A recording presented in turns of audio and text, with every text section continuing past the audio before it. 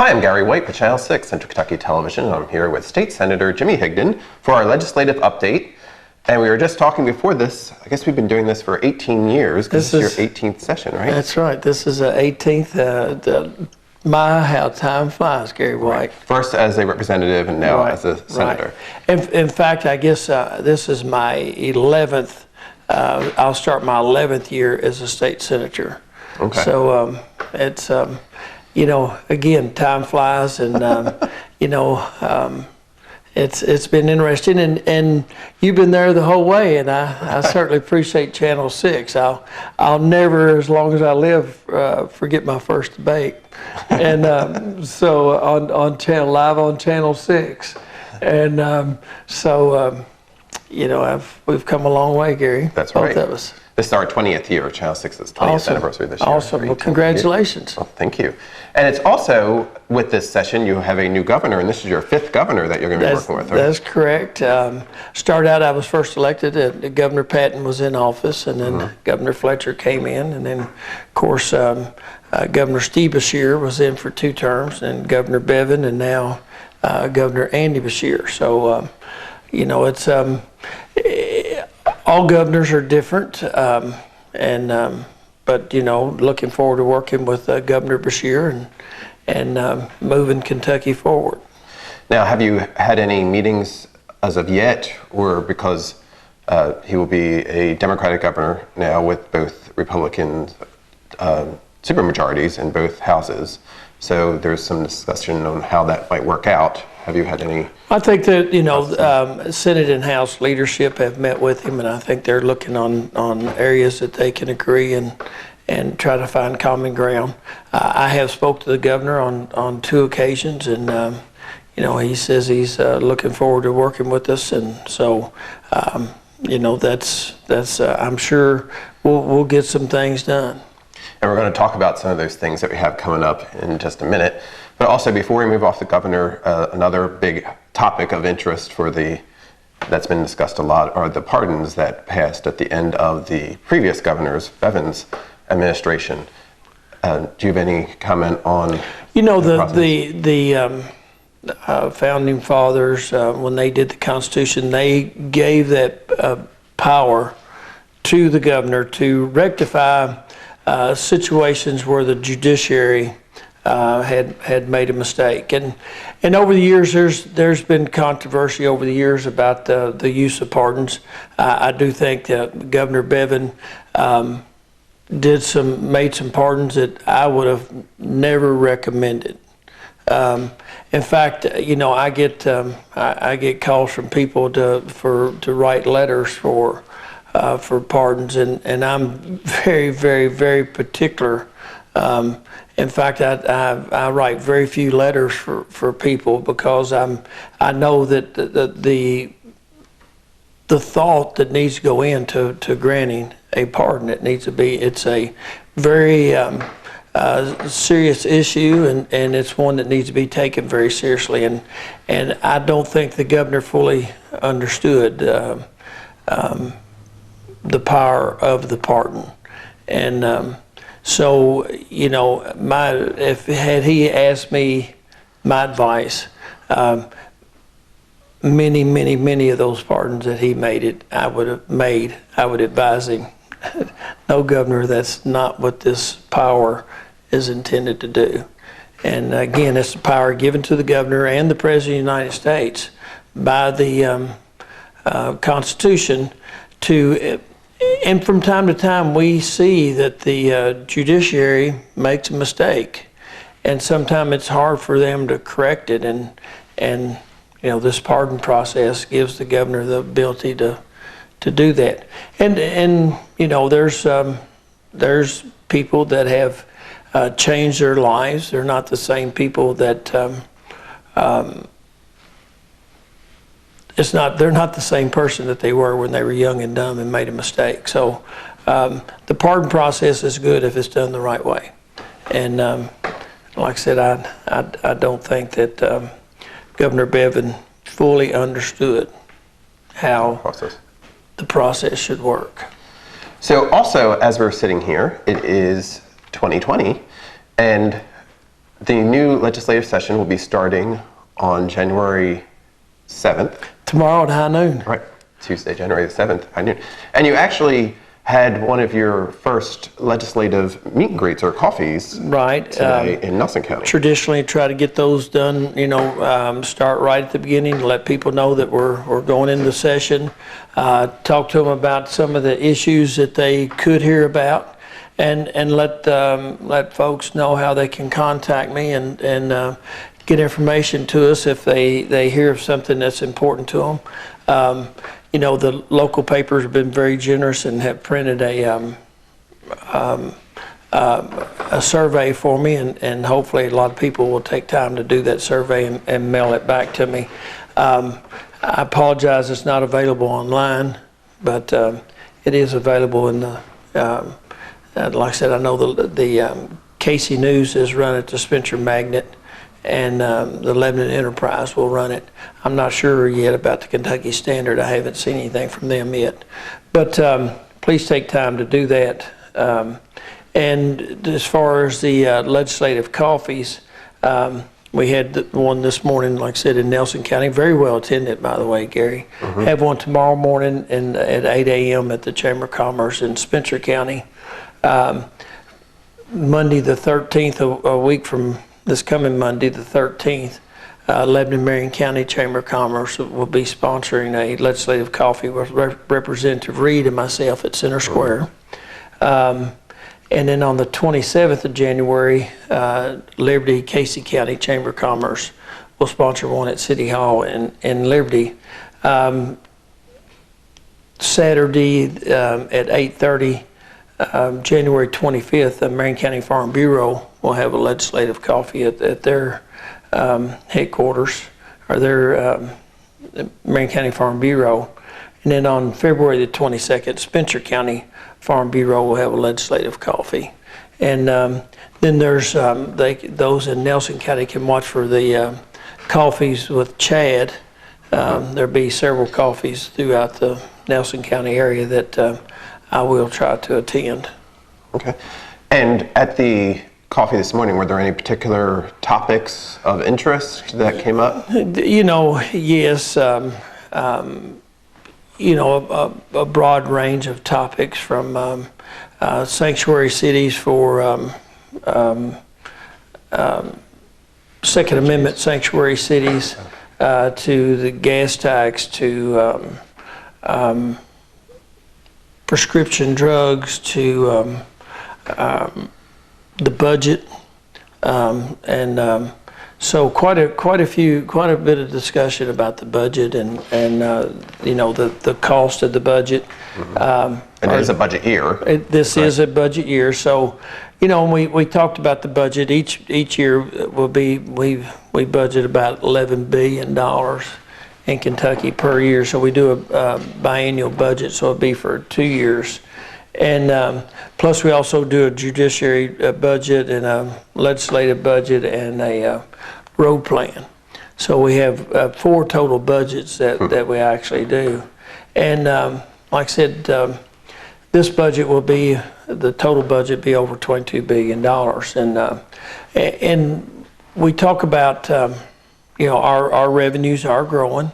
They were up about, in this previous budget session, they were up about $250 million a year because of some of the tax modernization that we'd done. And but still, and then we project that revenues will be up in the next 2 years, probably not as much as they were in the previous 2. But we have a lot of things that a lot of costs that just continue to grow that really are out of our control. One of them is pension cost. Mm-hmm. In 2014, we put $1.2 billion into paying the unfunded liability on pensions. That's about 5% of our budget. 2016, we put in $2.3 billion into pensions to pay the unfunded liability. That was 10% of our budget. In 2018, in that budget, we put $3.4 billion in additional money in to pay the unfunded liability on our pensions. That was 15% of our budget. And we know our pension costs will be up because we've changed some of our assumptions. One of the assumptions that they changed it is causing some additional dollars having to be put into the pension plan. We changed our longevity tables, and they haven't been changed for years, and people are living longer. So when people living longer, they collect retirement longer. And so corrections had to be made for that. So as people live longer, our unfunded liabilities increase. So we had to account for that. Also, one of the things that's growing that we can't really control is prison cost. We passed legislation back in 2008 thinking that we could kind of slow that growth of our prison population, and it approached 20,000 inmates in the state system, and it did level out for a few years, Gary. But now we're approaching 25,000 inmates, either housed in state prisons or county jails that we're paying for. So as that cost continues to grow, it's really difficult to budget for that, because when somebody's arrested and convicted for committing a felony and we put them in jail, we have to pay the costs. And it's, like I said, it's difficult to figure out, to know how many people are going to be incarcerated. And like I said, that cost is growing. Another cost that's growing quite a bit is the cost of Medicaid. And so the Medicaid that we were once under the Affordable Care Act, that under expanded Medicaid that the state didn't have to pay anything on for years, now we're having to pay 10% of the cost. So we expect our Medicaid cost to increase quite a bit. Right now in Kentucky, Gary, we have about 1.3 million people on Medicaid. That's almost 1 out of every 3 people in Kentucky are covered by Medicaid, and that's that's a lot of people, and those numbers fluctuate. But right now they're back. They're actually growing again, and so that's additional money that it's really difficult to budget for, but it is an increasing cost. And so then on top of that, you add education. There's a lot of needs with education. We've heard about that quite a bit lately. So there be education will ask for additional money, and so a lot of people, there'll be a lot of requests for additional money in the budget, but it's going to be a very, very, very, very tight budget year. And so it'll be an interesting, the governor will do his budget address, I think it's the 3rd Tuesday of January, where he kind of lays out his budget, and he will submit his budget to the House of Representatives. The House of Representatives will take his budget, and as they always do, it doesn't matter Republican or Democrat governor or Republican Democrat House of Representatives, it doesn't matter. 2 years ago, the Republican House of Representatives took Governor Bevin's budget and completely, made a lot of changes to it. Same thing will happen this time. The Governor Beshear will give his budget to the House of Representatives. They'll make quite a few changes. They'll send it to the Senate. The Senate will make changes to it, and then we'll get together for the final version of the budget. We have a conference committee, and they come up with the final version of the budget. We'll pass that in late March and send it back to the governor. Of course, the governor has line item veto. And so the budget, you'll hear a lot about the budget as we go forward. And like I said, we'll vote on it several times. And you'll hear about the budget when the governor submits it to the House of Representatives. You'll hear a lot about the budget when the House of Representatives votes on it. And you'll hear again about the budget when the Senate votes on it. And then the final vote when we send it back to the governor. And if there's any veto overrides, you'll hear about it again. So you'll hear a lot about the budget between now and the end of March. Yeah. So last year when we were talking, the pensions, which are still an issue, but there was discussion and there was a plan and a process potentially for solving that, and a lot of that kind of fell through. But do you think that'll be discussed some more? Is there another plan? You know, there is a need to look at pension reform, especially for new teachers. That's probably where the biggest need is right now. That you know, the current plan that we have is really not sustainable, and we need to come up with a new plan that is a sustainable plan that doesn't create unfunded liabilities going forward. So there is a need to look at that.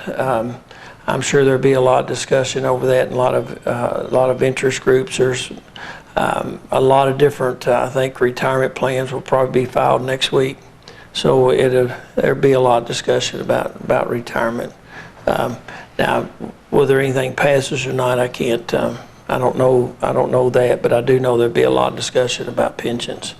You know, we'll hear about gaming and we'll hear about pensions. The quasi government units there'll be talk about that. Medical marijuana. Transportation, you know, we're doing a road plan, so you hear about that. Jail reform, criminal justice reform. You know, one of the things that criminal justice reform, there'll be talk about bail reform. So that's something that there'll be a lot of discussion. There'll be discussion about legislation that called the hands-free legislation, where Kentucky, there'd be a bill filed that make Kentucky, like a lot of other states, that you can't hold your phone and talk on your phone while you're driving. But if you have a hands-free, if you have Bluetooth, you could do that. So there'll be a lot of talk about that. There's of course, tax reform, you know, may or may not come up. Gas tax, photo ID, several, and I'm just looking at things that have been pre-filed. There's several constitutional amendments that have been filed. One that changed the governor's race from an odd year like we just had in 2019 was an odd year, to move it to an even year. Whether it be like this year, 2020, the presidential year, or to 2022. Now, it won't be those years because it had to be done after Governor Beshear's term. So we can't change the term while they're in office. But there'll be a constitutional amendment proposed to change that. Also, a constitutional amendment for restoration of voting rights. We hear a lot about that. And Marcy's law that the courts found to be unconstitutional, the way it was put on the way it was voted on, I guess the wording of the ballot initiative, that will probably be passed again. With the law, with moving the potential year for the governor's race, is that for all state constitutional offices or just for the government? It'd be for all of them. For all of them.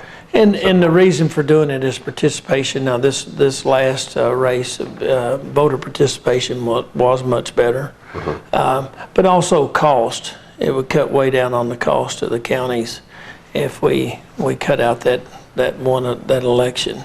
It cost millions of dollars to across the state to do a statewide election, so it is expensive. But you know, there may or may not be an interest for that. We used to do it that way, and we changed it to the odd year. We took it away from that. Was that Patton who had a 5-year term, or was that before? That was Patton. That's correct.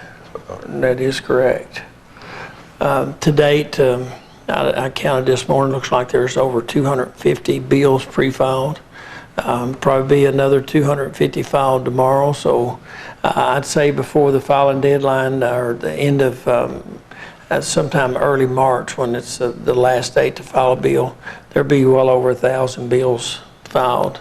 We've had 1,042 bill requests. I think March the 3rd is the last day to file a bill, and and probably, you know, there'll probably be 100 or just a little over 100 bills that actually pass.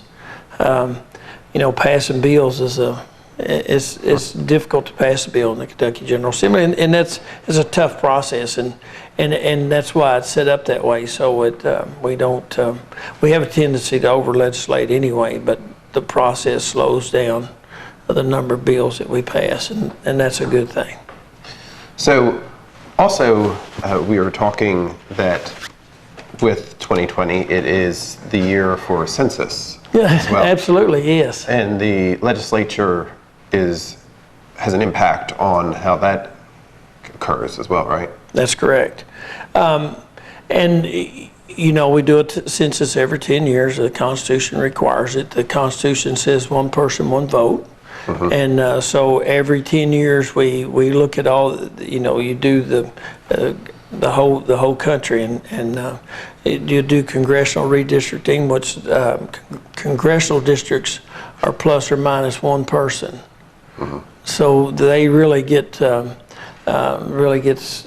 why the first congressional district that Marion County sits in goes over and gets a little bitty piece of Washington County, so they can pick up that just the right number of votes that they needed. So on one day, every Senate district or every House district in the country is plus or minus one vote. Right, U.S. House. Yeah. U.S. House. And then the state, we take those numbers. There's 38 senators, 100 state representatives. So for state representative, the state is divided, that whatever the population is divided by 100, and a House seat can have plus or minus 5% of whatever that number is. If it's 4.3 million again, then a House seat could have 43,000 people plus or minus 5%. So it could have as many as 45,000 or as few as 41,000. And so it's really, if somebody, it's really, when we talk about redistricting, it's really a difficult process because you have so many rules. Each say, look at the House. Each House district has to be plus or minus, 43,000 plus or minus 5%. And the courts have ruled that you can't divide a county unless that county is large enough to be its own House seat. So to divide a county, the county has to be larger than 43,000 people. So, when you say you have, counties like, and they have to be contiguous. Right. And so it makes it, it's like putting a puzzle together. And then, of course, what's happening with Kentucky is our populations are shifting. We're losing population in the east, losing populations in the west, and really in southern Kentucky, we're losing population. It's all moving here toward the middle. From Lebanon to Lexington to northern Kentucky and back down E-Town, maybe through Taylor County and back here, and that's where your population growth is. The only metropolitan areas outside of that are showing a growth. Pike County has been showing some growth as well as Bowling Green, Owensboro, and Paducah have been showing some growth. But other than that, a lot of rural Kentucky is losing population, so it really makes it difficult for that redistricting. And then, of course, there's 38 senators, and the same process. A county can't be divided unless it's large enough to be its own Senate district, and there's only 5 or 6 counties in Kentucky that I think that comes to about 115,000 people in each Senate district. There's not that many counties in Kentucky that can be divided. Now, take for example Jefferson County. There's 10 state senators that represent part of Jefferson County, so Jefferson County's carved up quite a bit. Fayette County, me being one of them, Fayette County is carved up. You get into northern Kentucky, and there's some counties that are carved up there. But that's about it. Most other counties are whole counties and not divided. So it is an interesting process. So the census, we'll take that this year.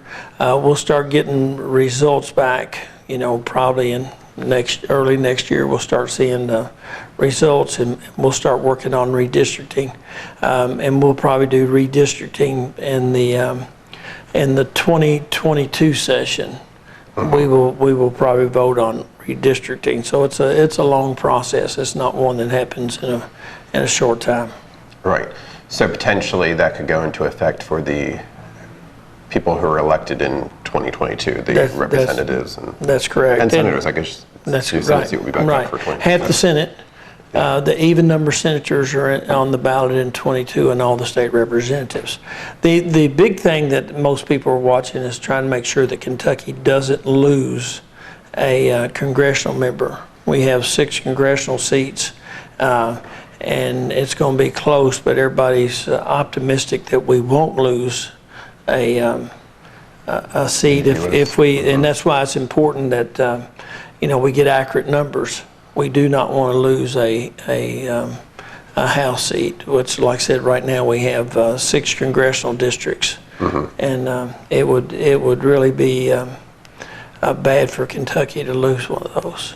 So we're going to be keeping a close eye on that. So that's the census that's going to be taking place in 2020, which the legislature doesn't have anything to do with the actual census, but the information that is obtained there will be utilized by them for outlining all that information. It's also used for a lot of other things, that are very impactful grants and what have you for the state. And as far as redistricting, we'll do congressional redistricting, we'll do state representatives, state senators, and also magistrate school boards. A lot of redistricting based on population that we'll see over the next few years. It's kind of a ripple effect, and so we'll be seeing a lot and hearing a lot about the census as we go forward.